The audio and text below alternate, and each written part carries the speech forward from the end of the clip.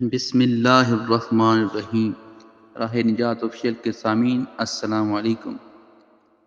کل باروز اتوار سعودی عرب، دبئی اور انگلینڈ میں چاند نظر آ گیا۔ پاکستان میں آج پیر کی شام رمضان المبارک کا چاند دکھائی دینے کا قوی امکان ہے۔ چاند کی پیدائش پاکستانی وقت کے مطابق اتوار کو دن 2 بجے ہو چکی اور آج شام چاند کی عمر 22 گھنٹے ہوگی، جس کے پیش نظر چاند دکھائی دینے کے قوی امکانات ہیں۔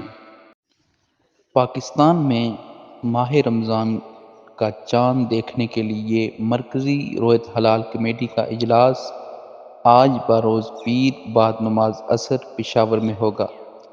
چیئرمین مرکزی رویت ہلال کمیٹی مولانا سید محمد عبدالخبیر آزاد اجلاس کی صدارت کریں گے۔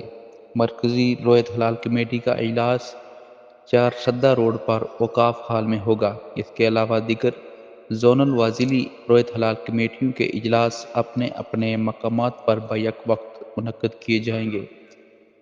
اس کے علاوہ آزاد کشمیر میں بھی رویت ہلال کمیٹی اجلاس کرے گی، جس کی جو مظفر آباد آزاد کشمیر میں اجلاس ہوگا۔